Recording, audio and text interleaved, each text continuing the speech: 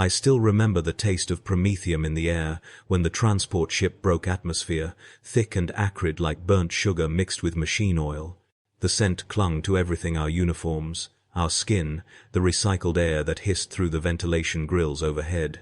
We'd been in the warp for what the chronometers claimed was 6 weeks, though time moves strangely in that hellish non-space, and some of the men swore it had been months.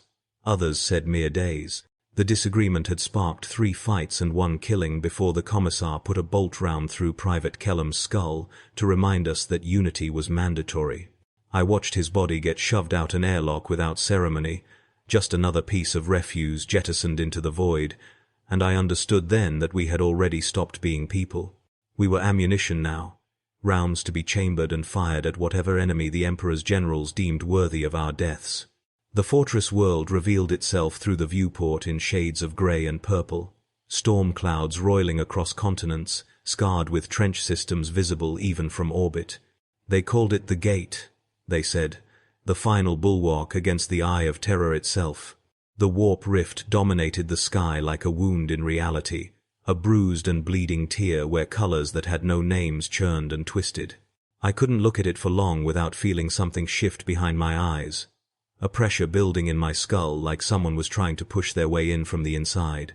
The older soldiers, the ones with the dead stares and the tremors in their hands, they kept their eyes down. They'd learned. I would learn too, in time. The landing was rough, the transport bucking and shuddering as it descended through the perpetual storm systems that raged across the world's surface. Lightning flashed in patterns that seemed almost deliberate, almost intelligent, illuminating massive defensive structures that rose like black teeth from the churned earth.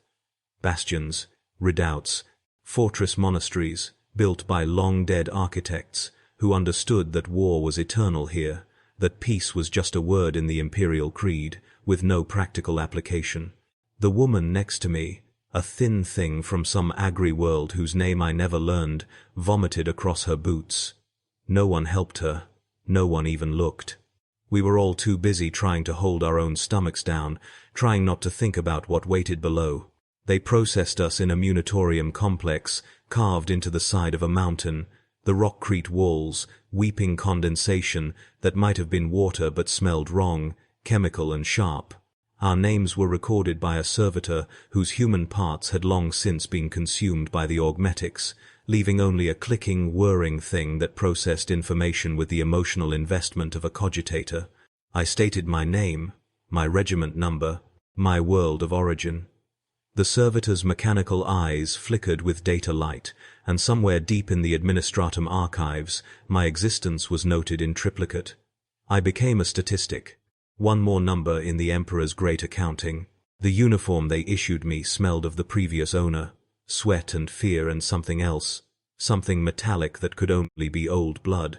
The lasgun was standard pattern, its power cell humming faintly, the stock scratched with what might have been prayers or kill tallies, or simply the desperate scratchings of someone who needed to mark the world to prove they still existed. The flak armor was too large in some places, too tight in others, the plates scarred with scoring that suggested they'd failed to protect whoever wore them last. I didn't ask what happened to them. The answer was obvious. The answer was always obvious on a world like this. They marched us through corridors lit by flickering lumens, the light casting shadows that seemed to move independently of their sources.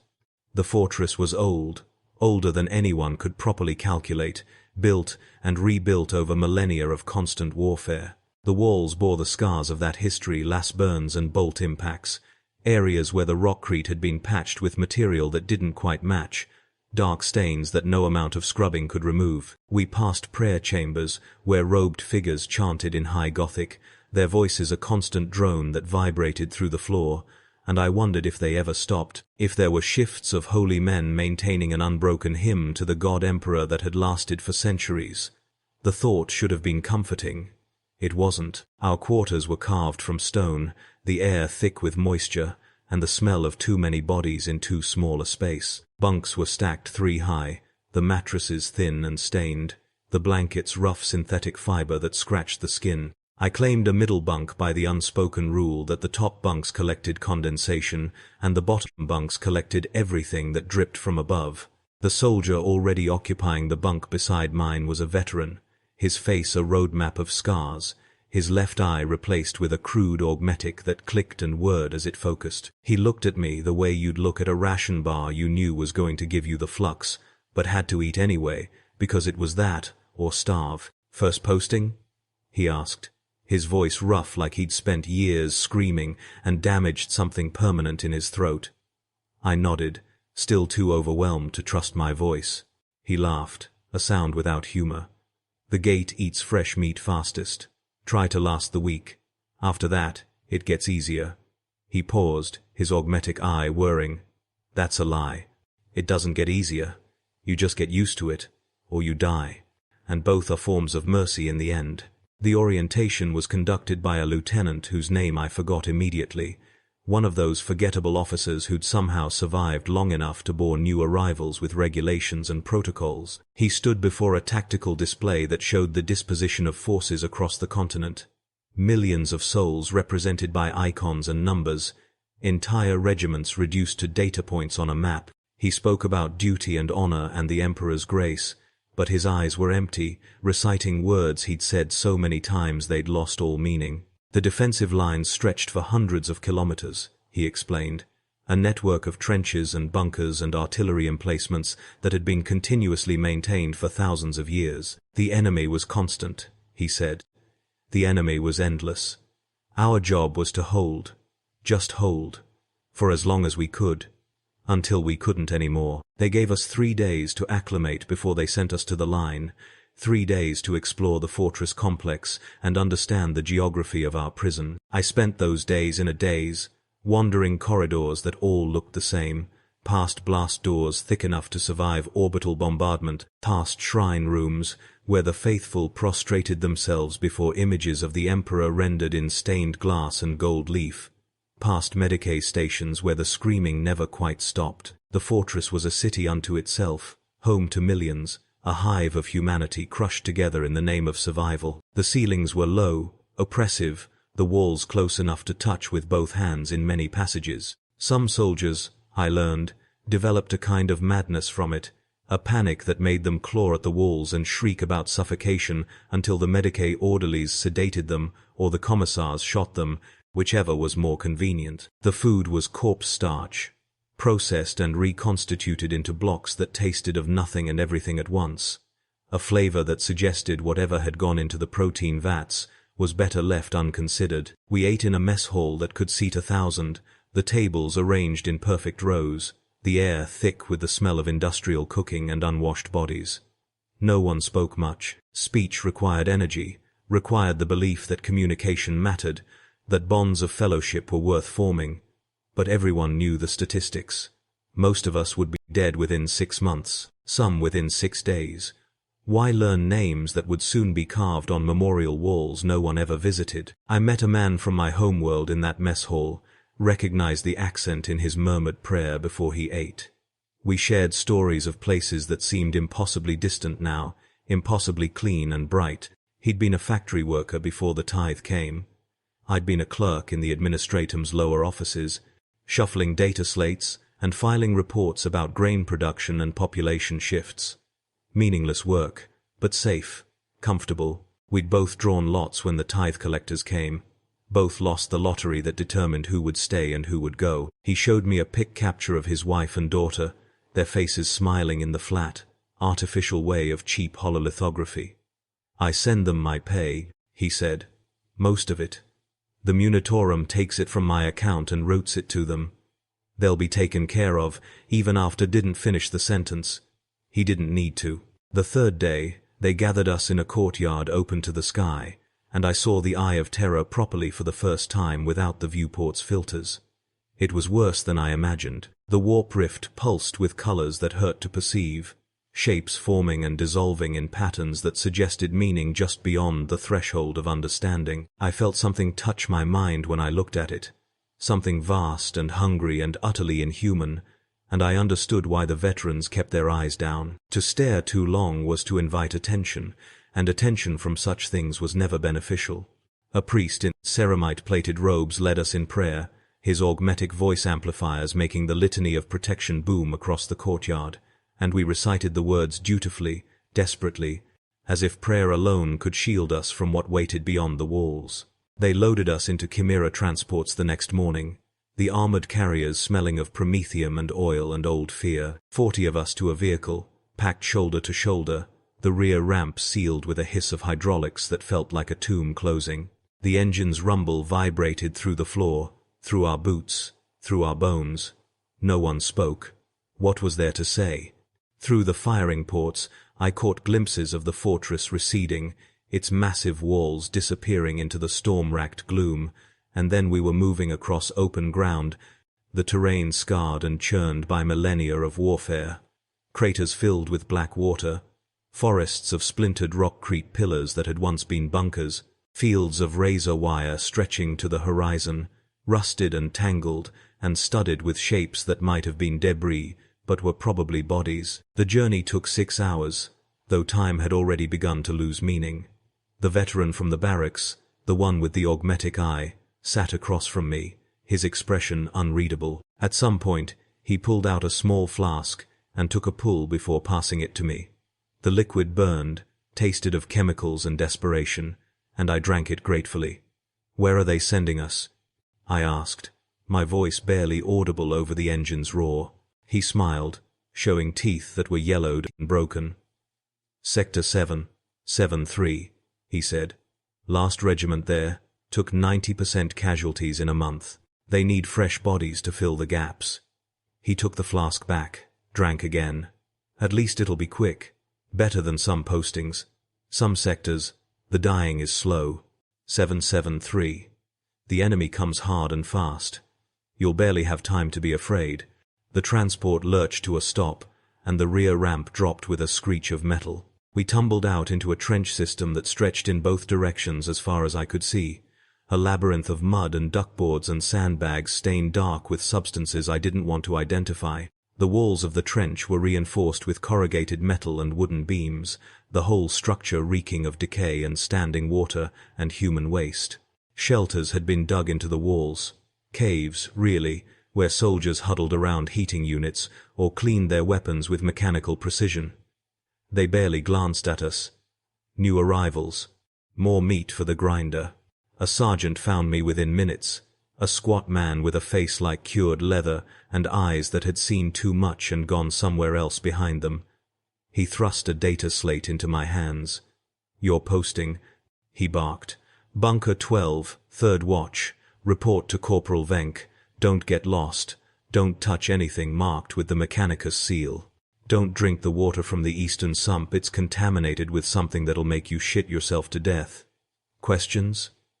I shook my head. He nodded, already dismissing me, already moving to the next confused soldier. "Welcome to the gate," he said over his shoulder, the words like a curse. "You'll wish you'd died on the transport within a week." Bunker 12 was a reinforced dugout carved into the trench wall, its entrance covered by a tarp that might once have been green but was now the color of old blood.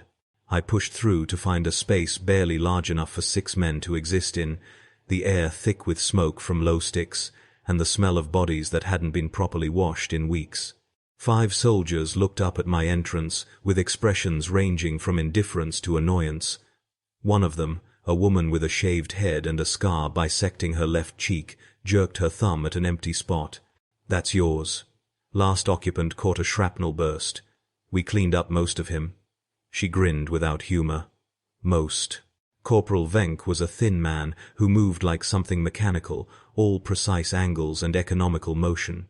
He explained the watch rotation, the firing positions, the protocols for enemy contact.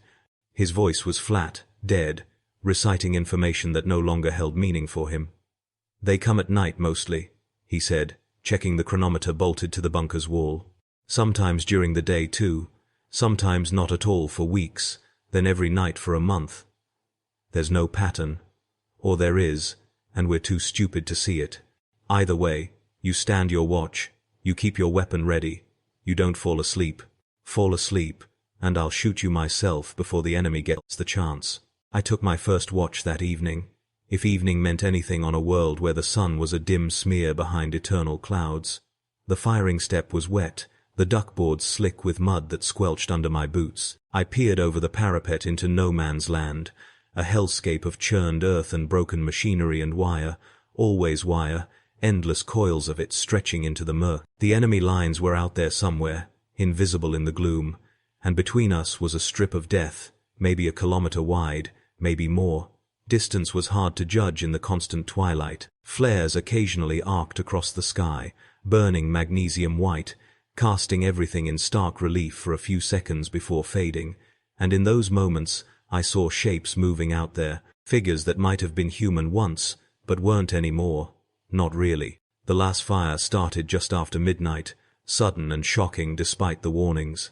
Tracer rounds drew lines of fire across the darkness, and I saw them then, the enemy, swarming out of their trenches in numbers that defied comprehension. They screamed as they came, voices raw and wrong, chanting words in a language that hurt to hear. I fired without thinking, my lasgun kicking against my shoulder, the power cell's whine climbing as it cycled shot after shot. Around me, others were doing the same, a wall of last fire reaching out into the darkness, cutting down the advancing figures. They fell by the dozen, by the hundred, but more kept coming, trampling their own dead, driven by something that exceeded human desperation. Artillery opened up from positions behind the lines, shells screaming overhead to burst among the enemy formations. The explosions were flowers of fire blooming in the darkness, each one illuminating a snapshot of horror bodies torn apart, limbs spinning through the air, faces frozen in expressions of rage or ecstasy, or something between. The concussions rolled across the battlefield like thunder, and I felt them in my chest, in my teeth, reverberating through the bones of the world itself. Still they came, always they came. It lasted 3 hours, though time had become elastic, meaningless.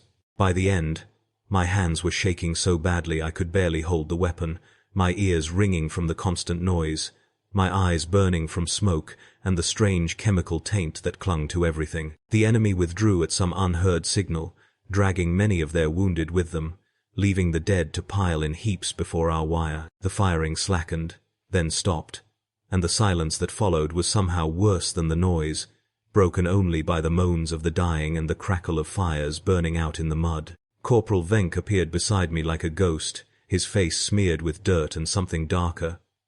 "Not bad," he said, which I understood was high praise. "You didn't panic, didn't piss yourself. That's better than most." He pulled a low stick from his jacket, lit it with a plasma lighter, inhaled deeply. "They'll be back tomorrow night. Or the night after. Or tonight again. Maybe. They're testing us. Probing for weaknesses. When they find one..." He didn't finish, just gestured vaguely at the corpse-strewn ground beyond the parapet. The gesture said everything. I learned to count time by watches and assaults, by the rotation of soldiers through the bunker and the accumulation of small miseries. The cold that seeped through even the heaviest coat, making joints ache and fingers clumsy. The food that came up from the rear in insulated containers, lukewarm stew that tasted of chemicals and rendered fat. The water that never quite washed away the dirt, that left a film on the tongue and sometimes contained things that moved. The letters from home that arrived irregularly, months out of date, describing a world that felt like fiction, a story someone told about a place that never really existed. The man from my homeworld, the one with the wife and daughter, took a last round through the throat 3 weeks in. He died choking on his own blood, his hands scrabbling at the wound as if he could hold himself together through will alone. We buried him in a mass grave dug into the rear wall of the trench, said the appropriate prayers, marked his name in the duty roster with the notation, Ki, killed in action. 2 letters that contained the sum of a life, a personality, a history. His personal effects were bundled up and sent to the rear for eventual shipment to his family, though everyone knew the Munitorum lost half of those packages and pilfered another quarter. His lasgun went to a new arrival, a boy who looked maybe 16 and claimed to be 19, who held the weapon like it was sacred, who would be dead himself within a week. I stopped learning names after that, stopped trying to form connections. The turnover was too rapid, the losses too constant. Soldiers arrived, fought, died, were replaced. The cycle was eternal, mechanical, as inevitable as the sunrise on worlds where the sun still rose reliably. I spoke only when necessary, responded to orders, did my duty with the numb efficiency of someone who'd stopped believing that outcomes mattered. Live or die, either was acceptable. Either was ordained by the Emperor's will. I found a strange peace in that resignation, a quiet place in my mind where the fear couldn't quite reach. The scars accumulated slowly at first, then faster. A piece of shrapnel opened my left arm from elbow to wrist, a wound that the Medicae stapled shut with industrial fasteners and covered with synth skin that itched like fire. A last burn across my ribs, the flesh cauterized instantly. The pain, a white-hot spike that faded to a dull ache, I carried for weeks. Damage to my hearing from a shell that landed close enough to throw me into the trench wall, leaving me deaf in my right ear for 3 days before it slowly returned, muffled and distorted. Each injury was minor, survivable, but they added up. A ledger of violence written on my body that told the story of my service better than any report. I saw things during those months that I knew I'd never be able to explain to anyone who hadn't been there. Things that existed at the edge of comprehension and sanity. Soldiers who walked into no man's land during quiet periods and didn't come back, or came back changed, speaking in tongues and scratching symbols into the trench walls until someone shot them. Nights when the enemy didn't attack, but stood in the darkness just beyond the wire and sang, their voices weaving harmonies that made my skull ache and my vision blur. Artillery barrages that lasted for days without pause, the shells falling with metronomic precision, until the world contracted to a single, eternal moment of noise and fire and breaking earth. The veteran with the augmetic eye lasted 4 months before something got him, dragged him over the parapet during an attack, and pulled him screaming into the darkness. We never recovered the body. We never looked. There wasn't a point. The things that took him would have left nothing recognizable, nothing worth burying. His bunk was occupied by someone new within hours, the cycle continuing without interruption. I found myself in his position now, the veteran, the one explaining to terrified new arrivals how to survive, knowing the advice was largely useless, that survival was more about luck than skill, but giving it anyway because ritual mattered, because maintaining the forms of normalcy helped hold back the madness. Corporal Venk died in his sleep, just didn't wake up one morning, his body finally deciding it had endured enough. The Medicae said his heart simply stopped, worn out by stress and stims and years of pushing beyond human limits. They took him away on a stretcher, his face peaceful for the first time I'd ever seen it, and I felt a strange envy. He'd escaped. He was done.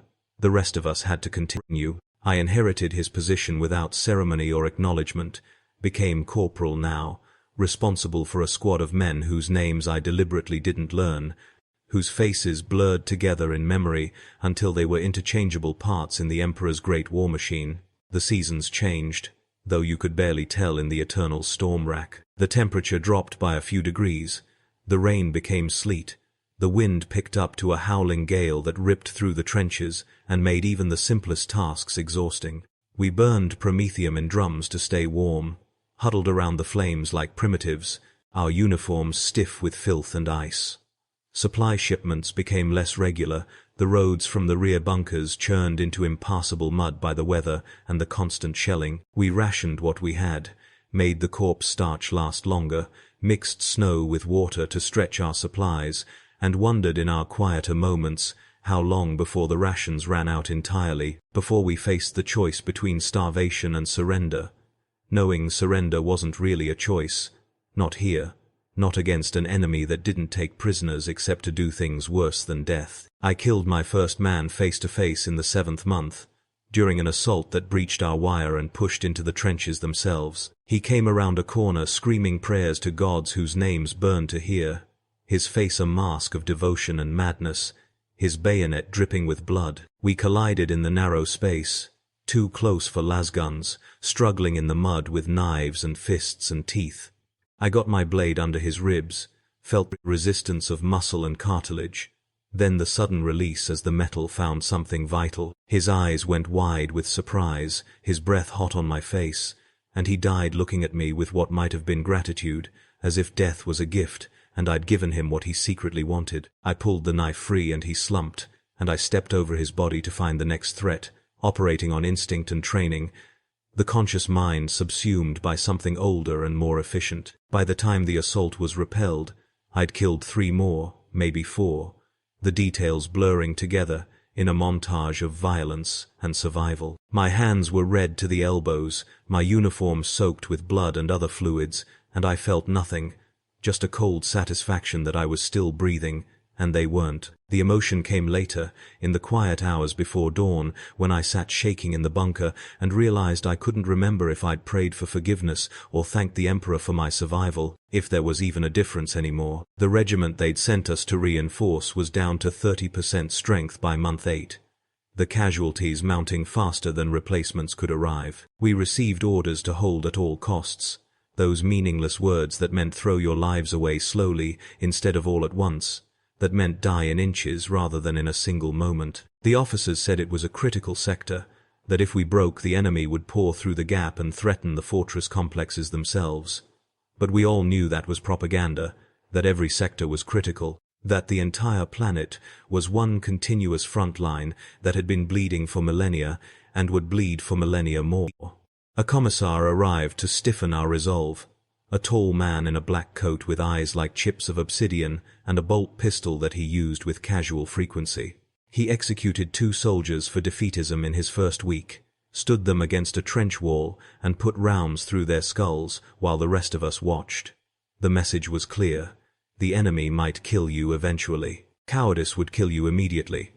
I noticed he stayed in the rear command bunkers mostly, appeared on the line only to make examples, then retreated to relative safety while we held the wire. I hated him with a pure, clean hatred that almost felt good, a sharp emotion in a world gone grey and numb. I'd been on the line for 10 months when the dream started, the same one every night whenever I managed to find sleep. I was walking through the trenches, but they were empty. Every bunker and fighting position abandoned, the weapons lying in the mud like scattered toys. The silence was absolute, oppressive, and I was searching for something, though I couldn't name what. I'd turn corner after corner, finding nothing, and then I'd see them, the dead, standing in formation with their weapons at parade rest, their faces calm and empty. They'd turn to look at me as one, and I'd wake, gasping, my heart hammering, the feeling of being watched lingering long after consciousness returned. The woman with the bisected face, one of the few from my original bunker who'd survived this long, noticed my deterioration, the tremors in my hands, the way I'd sometimes stop mid-sentence and stare at nothing. "You need to take leave," she said, cleaning her weapon with the methodical care of ritual. "Request a rotation to the rear, few weeks away from the line. They have to approve it eventually. Nobody can do this forever." But I knew the truth. Leave was a myth, a story they told to maintain morale. Some men rotated out, true, but they were the connected ones, the ones with patrons or family influence. The rest of us would stay until we broke or died, whichever came first. The 11th month brought a major offensive, not by the enemy but by our forces, orders from high command that we were to advance, take new ground, push the enemy back. It was madness, everyone knew it. The positions we held had been fortified for years, the enemy lines equally entrenched. An assault across no man's land would be suicide, a waste of lives for negligible gain. But orders were orders, and questioning them was defeatism, and defeatism was a bullet in the head. So we fixed bayonets and waited for the signal, and when the whistle blew, we went over the top like men had done for thousands of years on 100 different worlds, rushing toward death because duty demanded it. The wire tore at my uniform, the enemy fire was a wall of sound and light, and men fell around me like wheat before the scythe. I ran because running was all there was, my lungs burning, my legs pumping, last rounds snapping past close enough to feel their heat. A shell landed to my right, the concussion throwing me sideways, filling my mouth with dirt and the taste of blood. I crawled forward because standing was impossible, my hearing gone to a high-pitched whine, my vision narrowed to a tunnel. Somehow I reached the enemy wire, found a gap that had been blown by our artillery, pushed through into their trench system. The fighting there was vicious and close. Room to room in bunkers that mirrored our own, men screaming and dying in the dark. the distinctions between sides blurring until everyone was just a shape to kill or be killed by. I emptied my lasgun's power cell into shadows, reloaded, emptied it again. My knife found flesh multiple times. Something hit my helmet hard enough to knock me down, and I kicked out blindly, felt bone crunch under my boot heel, scrambled up to find another target. Time fractured, became a series of disconnected moments, united only by violence and the desperate need to survive the next second and the next. We held the captured trenches for 6 hours before the counterattack came, and when it did we knew immediately we couldn't hold, that we'd overextended and would be cut off if we didn't withdraw. The order came through Vox channels choked with static and screaming, and we ran back the way we'd come, leaving our dead where they lay, knowing the enemy would desecrate the bodies but unable to do anything about it. Of the 50 men who'd gone over the top from my section, 9 made it back. 9. The rest were dead or missing, and missing almost certainly meant dead in worse ways. I was promoted to sergeant after that, not for bravery, but because everyone above me in the chain of command was dead and someone needed to fill the slot. The rank meant nothing practical, just more responsibility, more weight on shoulders that were already close to breaking. I led patrols into no man's land to recover weapons and intelligence, led my men with the kind of grim fatalism that came from knowing most of them would die under my command, that my leadership would consist primarily of writing condolence letters that would never be read and marking names in the casualty rolls. The 12th month arrived with a storm that dwarfed anything before it, winds that tore away sections of trench wall and lightning that struck with artillery precision. For 3 days we huddled in the deepest bunkers while the world raged overhead, the enemy forgotten in the face of natural fury. Men went mad in the darkness, started screaming and couldn't stop, had to be restrained or sedated, or in 2 cases shot when they turned violent. The storm passed eventually, as all storms do, leaving the trenches half collapsed and filled with water that took weeks to drain. We rebuilt, reinforced, continued. The alternative was unthinkable. I realized I'd stopped thinking of home, that the memories had faded to something abstract and unreal, images from someone else's life. My parents were probably dead by now, aged out or worked to death in the manufactorums. My friends scattered or dead themselves, claimed by the Imperium's constant hunger for bodies. The person I'd been, the clerk who'd pushed data slates and worried about filing systems, that person had died on this world somewhere between the first assault and the 100th, had been replaced by this thing I'd become. This scarred and hollow vessel that existed only to kill and survive and do it all again tomorrow. The dreams grew worse, more vivid. Now when I walked through the empty trenches I could hear breathing behind me, feel eyes watching from the dark. The formations of dead soldiers stood closer each night, their mouths opening as if to speak, though no sound emerged. I'd wake sometimes to find myself standing at a firing position, my lasgun in hand, with no memory of how I'd gotten there. The woman with the bisected face pulled me aside, her eyes worried. "You're fracturing," she said quietly. "I've seen it before. Men start to come apart, piece by piece. You need to report to the Medicae before you." "Before I what? Ate a last round? Walked into enemy fire?" I brushed her off, returned to duty, because duty was all that remained. The commissar called me to his bunker in month 13, and I went expecting a bolt round, expecting that my deterioration had been noted and deemed unacceptable. Instead, he offered me sec from a crystal decanter, a luxury so absurd in this place that I almost laughed. "You've served well, Sergeant," he said, his voice surprisingly human without the parade ground bark. "The Emperor's eye is upon you. Your devotion has been recorded in the regimental histories." I said nothing, knowing this was leading somewhere. "I'm offering you a position. Transfer to my staff. Work in the command bunkers. You've earned a respite from the line." For a moment, I felt something, a ghost of hope, a whisper that said survival was possible.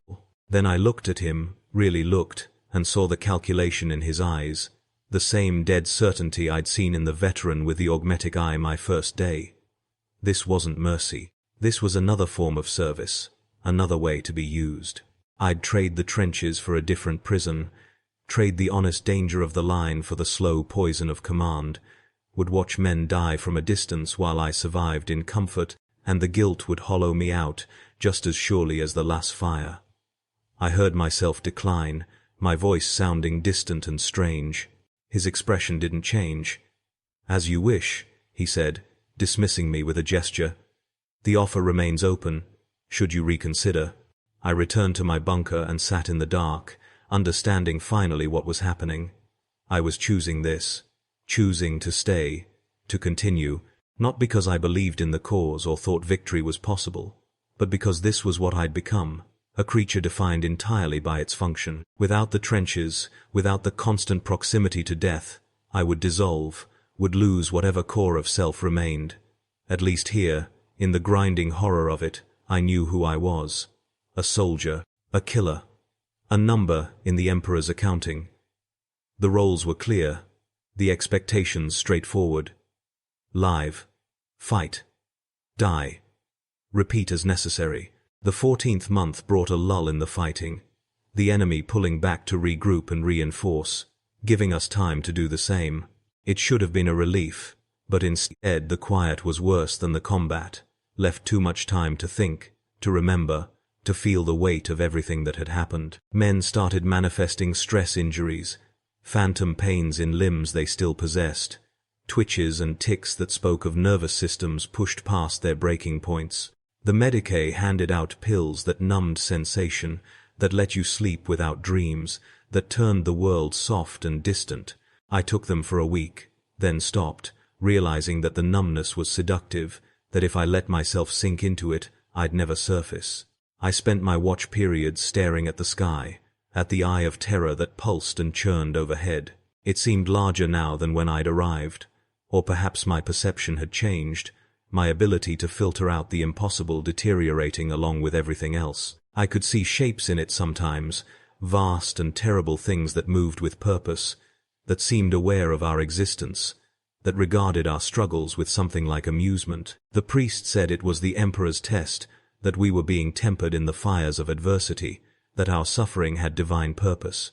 I no longer believed in divine purpose. I believed in mud and blood and the smell of promethium, in last fire and artillery, and the weight of a corpse you had to move from a bunker to make room for the living. They sent us new troops in month 15, a full company of fresh soldiers from a world I'd never heard of. They were clean, their uniforms pressed, their eyes bright with the kind of ignorant enthusiasm that made me feel ancient and tired. I watched them arrive with the same expression the veteran had given me on my first day. That look that said I was witnessing dead men who simply hadn't stopped moving yet. The woman with the bisected face found me watching, stood beside me in comfortable silence. "Were we ever like that?" she asked. I thought about it, tried to remember that version of myself, failed. "Maybe," I said, "in another life." The officer who brought them was young and eager, fresh from the schola and filled with tactical theory and certainty. He called me to the command bunker, spread maps across a table that showed the sector in loving detail, explained his plan for aggressive patrolling and establishing forward positions. I listened, because refusing would be insubordination, but inside I was screaming, knowing his plans would get most of his men killed within a month, knowing that theory and reality existed in separate universes. When he asked my opinion, I told him the truth as gently as I could, explained the realities of the ground, the enemy's capabilities, the cost of the tactics he proposed.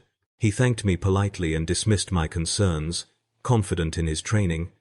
Certain the problem was I'd spent too long on the line and had lost my aggressive edge. His first patrol went out 3 days later, 40 men into no man's land to establish an observation post beyond our wire. 6 came back, the rest taken or killed in an ambush, so textbook I could have drawn it from memory. The young officer learned nothing, blamed the squad leader who died in the attack, planned another patrol. I stopped arguing, stopped offering advice, just waited for nature to take its course.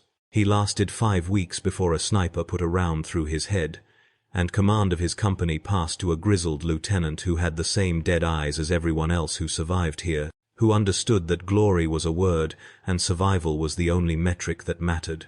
I marked my 16th month on the line with no ceremony. Just noted the date in my personal log, a small book I kept hidden in my kit. Its pages were filled with names, all the soldiers I'd served with who'd died, a litany of the fallen that ran for pages in tight script.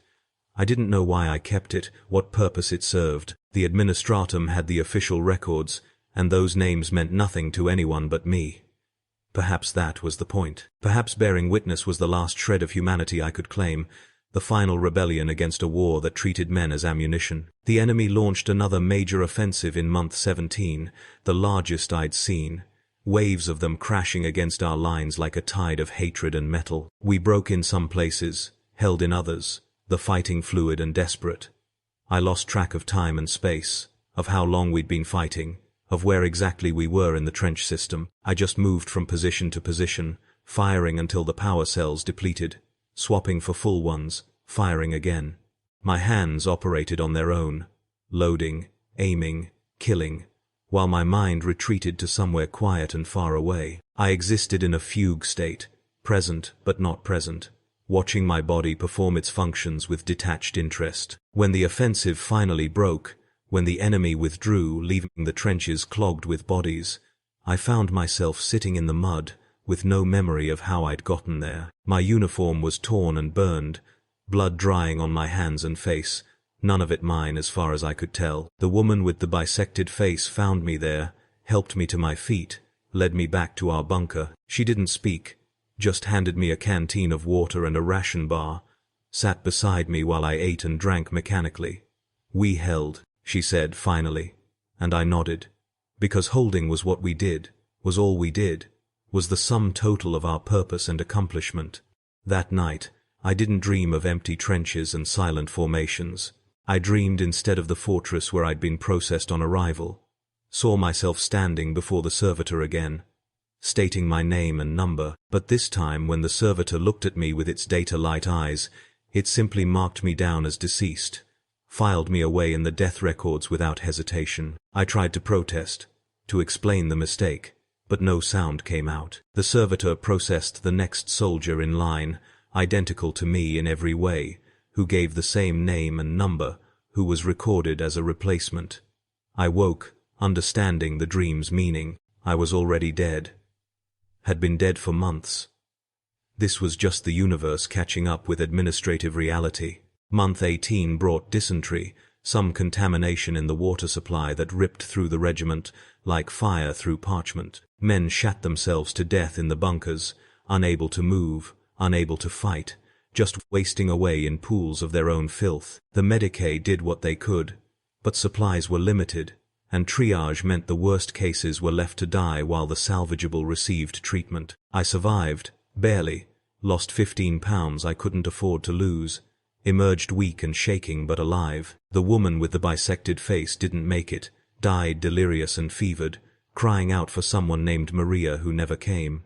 We burned her body along with the other dead, said the prayers mechanically, and I marked her name in my book, the last entry from my original bunker, the last connection to when I'd first arrived. I was alone now, not just physically but existentially, surrounded by people I didn't know and couldn't bring myself to know. I performed my duties, led my squad, did what was expected, but inside I was hollow, scraped clean of everything that wasn't directly related to survival. I ate when food was available, slept when exhaustion demanded it, fought when the enemy came, and the rest of the time I just existed, waiting for nothing in particular, expecting nothing beyond the next moment, and the moment after that. The commissar called for me again in month 19, and this time I knew I'd run out of whatever currency had protected me before. I reported to his bunker expecting execution, accepting it even, curious in a distant way about what a bolt round to the brain would feel like. Instead, he handed me a data slate. "New orders," he said. "You're being transferred. Not to my staff. To the stormtroopers, if you survive the selection process. Someone in the hierarchy has marked you as promising material." He paused, studying my face. "Most men would consider this an honor. You look like you're attending a funeral." "Every day is a funeral here," I said, my voice hoarse from disuse. He actually smiled at that, a thin expression that didn't reach his eyes. "Yes," he agreed. "That it is. Report to Sector Command at dawn. They'll transport you to the selection facility. Try not to die before you get there." I took the data slate, returned to my bunker, and found I felt nothing about the transfer, no relief at leaving the trenches, no fear of whatever came next. I was past feeling, past caring. The universe moved me like a piece on a gaming board, and I went where I was moved, because choice was an illusion and always had been. The transport came at dawn, another chimera reeking of oil and death. I climbed aboard with a dozen other soldiers similarly selected, none of us speaking, all of us wearing the same hollowed-out expression. The carrier rumbled through the trench systems toward the rear, and I watched through the firing ports as the fortifications passed, seeing them properly for the first time in months. Miles of defenses, layer upon layer, bunkers and wire and artillery positions stretching to the horizon. All of it to hold a line that had barely moved in millennia. All of it stained with the blood of millions who'd stood their watch and died and been replaced by others who died in turn. The sheer waste of it should have provoked some emotion, but I felt nothing, just observed with the detachment of someone already dead. The selection facility was a fortress within the fortress, walls twice as thick, security that scanned us for corruption and mutation and deviation from human norms. They stripped us, examined us, took samples of blood and tissue, ran us through exercises that tested strength and endurance and pain tolerance. Men broke during the process, screaming or weeping or simply shutting down, and they were dragged away to whatever fate awaited washouts. I endured, not through strength of will, but through lack of anything else, my body performing while my mind watched from a distance. They threw challenges at me, and I met them, not exceeding but adequate, always adequate, the bar just high enough. The training that followed was brutal by design, meant to winnow the candidates and reconstruct survivors into something harder and more dangerous. They broke bones and let them heal wrong to teach pain management. They drowned us and revived us to teach endurance. They locked us in darkness for days to teach psychological resilience. They worked us past exhaustion, past the point where body and mind begged for mercy, into a space where only will remained. Other men would have struggled. I found it almost restful. Compared to the trenches, this had structure, had purpose. The suffering here was intentional, controlled, designed to produce results. The suffering in the trenches was simply existence, meaningless and endless. I graduated the program in month 22, one of 8 from my cohort who survived and passed the standards. They issued new equipment, stormtrooper carapace armor that felt impossibly light compared to flak, a hellgun whose power cells would tear through most personal armor like paper. The uniform was black, with the regimental insignia, and when I saw myself in a mirror, I barely recognized the figure looking back. Thinner, harder, scarred, and marked by violence and time. The boy who'd been clerking in the administratum offices was long gone. This was something new, something functional, something that existed only to inflict violence in the Emperor's name. They deployed us back to the fortress world, but not to the trenches. We operated behind enemy lines, infiltrating their positions, destroying supply depots, assassinating leadership, spreading chaos and death in the dark. It was different from the trench warfare, required different skills, different mindsets.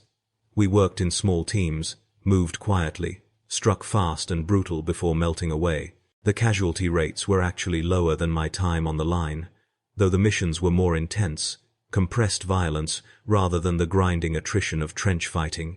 I functioned well in this role, discovered I had a talent for the quiet kill, for moving through darkness unseen, for finding the vulnerable points in enemy defenses.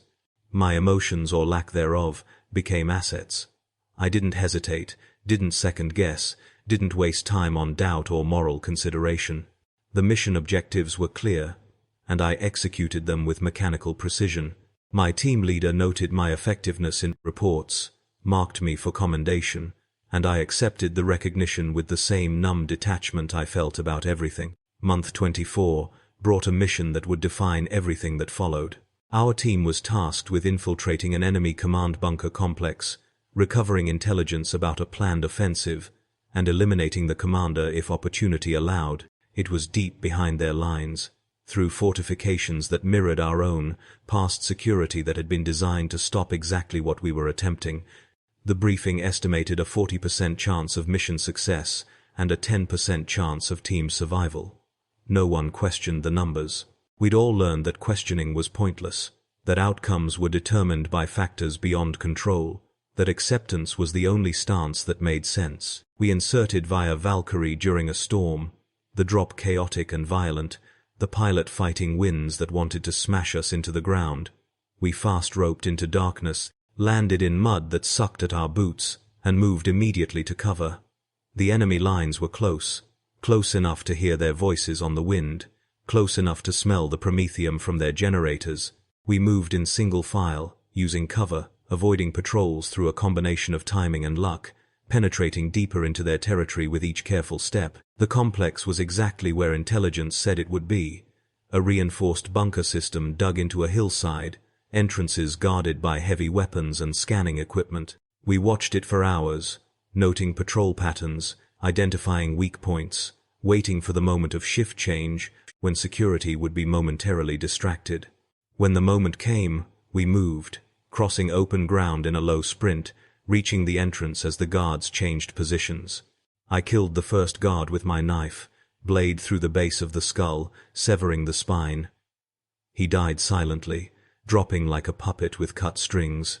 The second guard turned at the sound, started to raise an alarm, and my hellgun took him in the throat, the suppressed discharge making a sound like tearing cloth. Inside, the complex was a mirror of our own facilities, concrete corridors and harsh lighting, vox traffic echoing from speakers in the walls. We moved through it like ghosts, killing anyone we encountered before they could raise alarms, stacking bodies in dark corners, leaving a trail of silent death. The intelligence archive was in the deepest section, guarded by 2 soldiers who died before they knew they were in danger.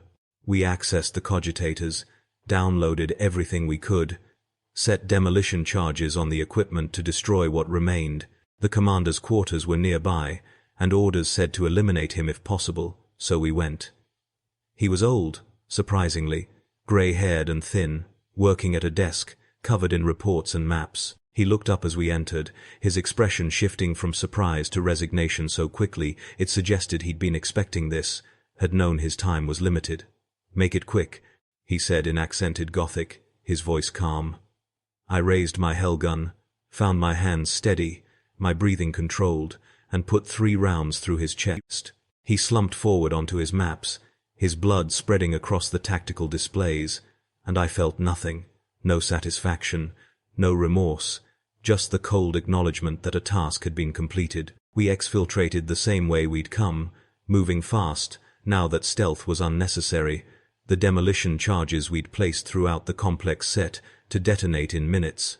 Behind us, the explosion was a flower of fire erupting from the hillside, secondary detonations as ammunition cooked off, the whole structure collapsing into rubble. We made the extraction point with minutes to spare, the Valkyrie descending through enemy fire to retrieve us, taking hits but remaining airborne. We lifted off as tracer fire laced the sky around us, and I watched the burning complex recede below, feeling the same detachment I felt about everything, as if I was observing events rather than participating in them. The intelligence we recovered was valuable, confirmed a major offensive in planning, allowed our command to reinforce weak sectors and prepare appropriate responses. They pinned medals to our chests in a ceremony I barely remember, spoke words about duty and valor that meant nothing. I stood at attention, accepted the honors, returned to my quarters, and lay awake, staring at the ceiling, wondering when I'd stopped being human and become simply a function,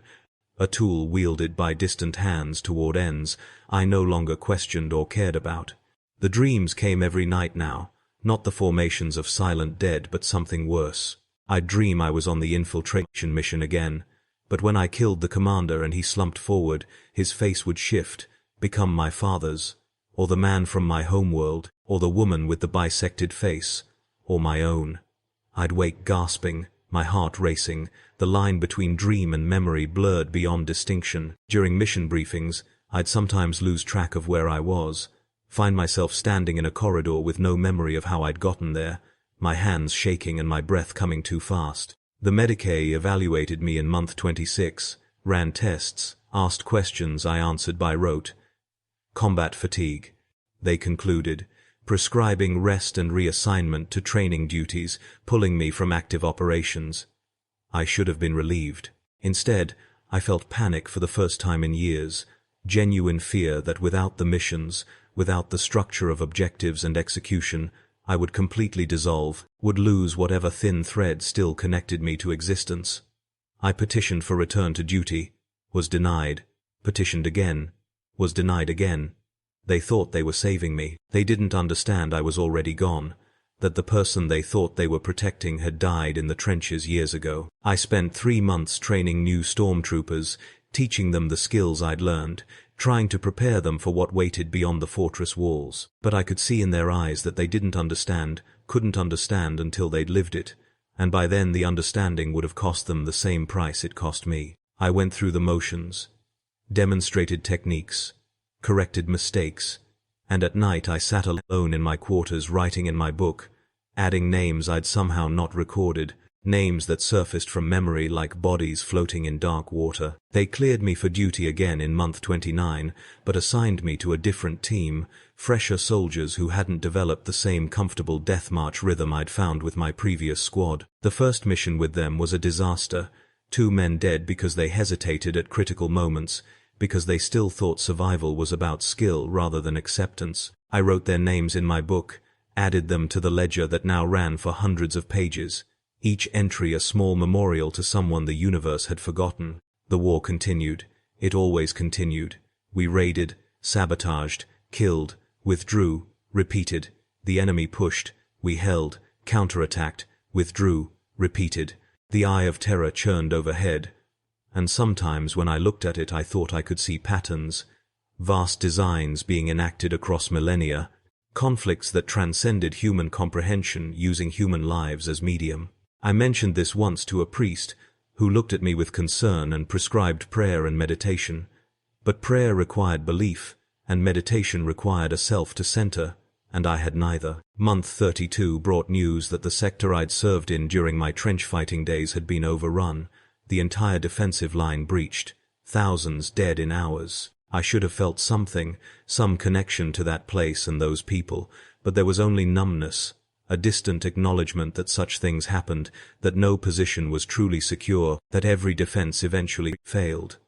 The war would continue elsewhere, other soldiers would hold other lines, and the great machine would grind forward regardless of individual losses. They promoted me to Sergeant Major in month 34.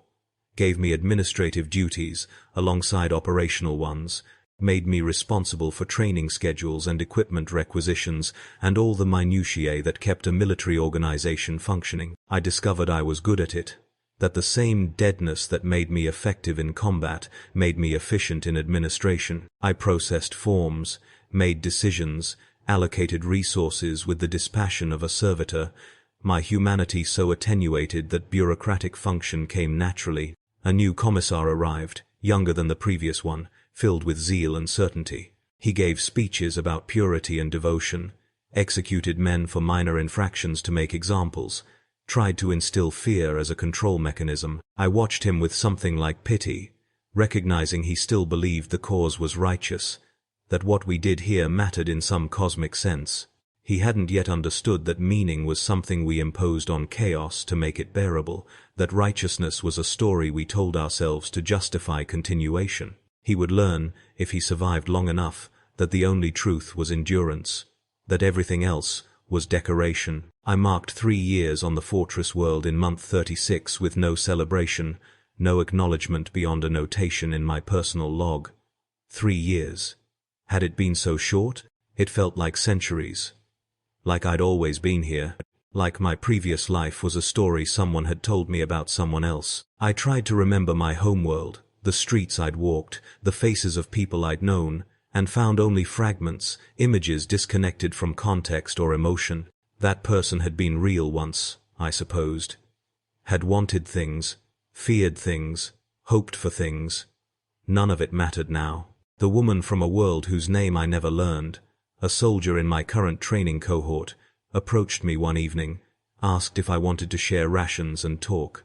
It was a gesture toward human connection, an offer of companionship in the dark, and I almost accepted, almost reached for it like a drowning man reaching for floating debris. Then I looked at her, really looked, and saw the same bright enthusiasm the new arrivals always had, the same naive belief that bonds of fellowship could provide protection against what this world did to people. I declined gently, returned to my quarters alone, because I knew what I'd become. Knew that getting close to me was like getting close to a blast furnace. You might feel warmth briefly, but eventually you'd just get burned. Month 38 brought an order I didn't expect. Reassignment off-world. The fortress planet needed specialists elsewhere. Trainers who could prepare troops for deployment here. And my record made me a suitable candidate. I would be shipped to a training facility on a civilized world, would spend my remaining service years preparing others for the meat grinder I'd escaped. The order said it was a reward for exemplary service. I knew better. They were retiring me before I broke completely, before whatever was fragmenting inside me manifested in ways that couldn't be hidden or ignored. I packed my gear with mechanical efficiency, everything fitting into a single rucksack, my possessions reduced to the absolute essentials. The Book of Names took up the most space, its pages worn and stained, the only thing I owned that mattered. I made a final tour of the fortress before departing, walked through corridors I'd traversed 1,000 times, past bunkers where I'd sheltered and training yards where I'd bled. The place was eternal, unchanged despite the passage of years, and I understood I could leave but would never escape, that this world would remain with me, like shrapnel embedded too deep to remove. The transport off-world was a luxury liner compared to the landing craft that had brought me here, with actual seats and proper restraints, and air that didn't taste of promethium. The other passengers were mostly officers and administratum officials, people who'd served their time in comfortable postings and were rotating to new assignments. They laughed and talked about their plans, about leaves and family reunions and career advancement, and I sat silent among them, a ghost at their feast, unable to participate in their normalcy. We broke orbit, and I watched through the viewport as the fortress world receded, the massive defensive networks visible from space, the eye of terror dominating the sky like a god's angry gaze. Something in me expected to feel relief, to feel the weight lift as distance increased, but there was only the same numbness, the same hollow acknowledgement that one location was much like another, that geography couldn't heal whatever had been hollowed out inside me. The warp translation was smooth, the ship's Geller fields holding steady, and we slipped into that impossible space where physics bent and reality became negotiable. I spent the transit in my cabin, alone, reading through my book of names, speaking them aloud like a prayer or a penance, bearing witness to all those who'd served and died and been forgotten by everyone except me. The ritual took hours, and when I finished, I felt no closure, no sense of completion, just the same empty acknowledgement that the list would never be complete, that somewhere soldiers were still dying, that the war continued without pause or mercy. We translated back into real space 3 weeks later by ship's chronometer, emerging near a civilized world whose name was Pleasant Harbor or Peaceful Haven or something equally absurd that suggested people who'd never known real war. The planet was green and blue from orbit, no defensive networks visible, no fortress complexes scarring the surface. It looked soft, vulnerable, naive, and I wondered how long it would remain that way, how long before the tithe collectors came, or the enemy found it, or simple bad luck brought violence to its pastoral surface. The training facility was exactly what I expected, clean and organized and staffed by people who understood war as theory rather than practice. They assigned me quarters that felt impossibly large after the bunkers, gave me access to amenities I'd forgotten existed, tried to integrate me into a routine that bore no resemblance to what I'd known. I attended briefings where officers spoke about doctrine and tactics, where simulations played out battles with predictable outcomes, where everything was clean and ordered, and utterly divorced from the reality I'd lived. I taught the classes I was assigned to teach, demonstrated techniques, explained strategies, tried to prepare young soldiers for deployment. But I could see their eyes glaze over when I described the trenches, could see them mentally dismiss the worst parts as exaggeration or trauma-induced distortion. They couldn't imagine it, couldn't comprehend what it meant to stand watch in a trench for months, to see friends die in wholesale lots, to become so accustomed to death that corpses were just logistics problems. They thought I was traumatized, broken, that my accounts were colored by psychological damage rather than simple observation. Maybe they were right. Maybe I had broken somewhere between month 1 and month 38, had cracked so completely that I no longer perceived reality accurately. But if that was true, if my memories were distorted by damage, then what had actually happened? What was real? The question troubled me in quiet moments, made me doubt not just my memories but my entire existence, my purpose, my past. If I couldn't trust my own recollections, then who was I? What was I? The nightmares came every night without fail now, had evolved beyond the simple formations of the dead into something more complex and terrible. I'd dream of standing before a mirror, but my reflection would be wearing enemy insignia, and I'd realize I'd been fighting for the wrong side all along, that every kill I'd made was a betrayal, every order I'd followed a sin. Or I'd dream of the clerk I'd been, safe in his office, and realize that version was the dream, that the soldier was the reality, that I'd always been this hollow thing, and the civilian life was the delusion. I'd wake gasping, unable to determine which version was true, unable to find solid ground in memory or perception. The months on the civilized world blurred together, indistinguishable from each other, a comfortable prison where days passed without meaning or distinction. I performed my duties, trained soldiers, filed reports, existed in the spaces between obligations. The other instructors tried to befriend me, invited me to social functions, made overtures toward normalcy. I declined, not from malice, but from understanding that I no longer fit in their world, that whatever social instincts I'd once possessed had been scoured away by experience and time. I found myself counting months again, not toward any particular goal but simply out of habit, marking the passage of time like I'd marked days on the fortress world. Month 42, month 45, month 48. 4 years since I'd been conscripted, since the tithe had claimed me, since I'd stepped aboard that transport and left my old life behind. 4 years that felt like 40, that had transformed me so completely that the person who'd existed before was now beyond recall, a character in a story whose ending I already knew. They offered me retirement at the end of my service term, a discharge with honors and a small pension, the chance to return to civilian life and fade into obscurity. I should have accepted, should have taken the out, tried to rebuild some semblance of normalcy, found work and routine, and maybe even peace. But I looked at the forms and realized I didn't know how to be anything except what I'd become. That civilian existence was now impossible, that the skills I'd learned and the person I'd become had no place in normal society.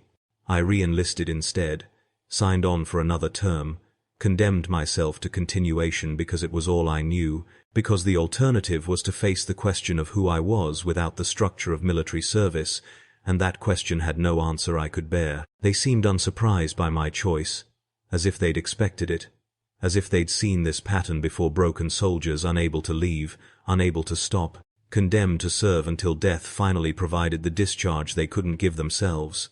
So I continue. I teach and train and file reports, mark time in a journal that no one will ever read, add names to a book that serves no purpose beyond bearing witness. The dreams come every night, and I endure them. The memories surface at random moments, and I acknowledge them.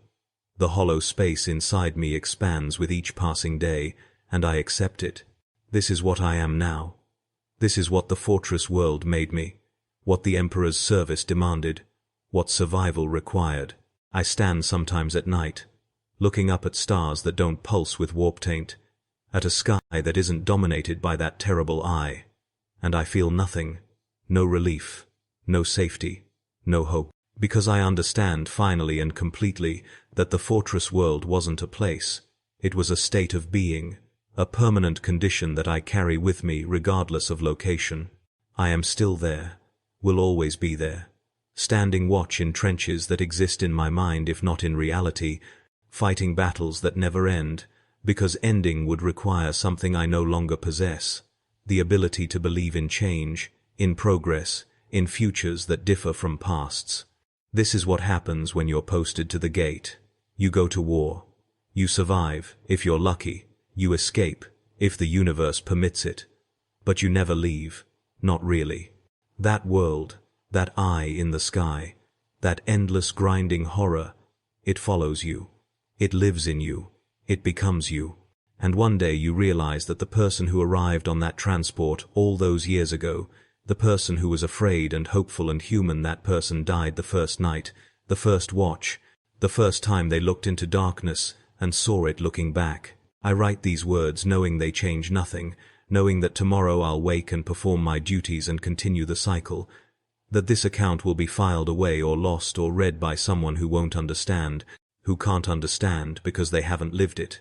But I write them anyway, because bearing witness is all I have left, because someone should know what the fortress world does to people, what the Emperor's service demands, what it costs to hold the line against the dark. The price is everything. Your humanity, your identity, your past and your future. You give it all, piece by piece, until there's nothing left but function, until you're less human than the servitors, less alive than the machinery you maintain. And in the end, when you've given everything, when you're just an empty vessel going through motions, the war continues, and your sacrifice means nothing, changes nothing, accomplishes nothing, except the continuation of a cycle that has no end and no purpose beyond its own perpetuation. This is what I learned. This is what I know. This is what I carry, will always carry, until death finally grants the discharge I should have sought years ago, but no longer possess the will to pursue. I am what the fortress world made me, a witness to futility, a servant to meaninglessness, a monument to the Emperor's endless appetite for human suffering dressed up as divine purpose. The fortress world stands eternal. The eye burns overhead.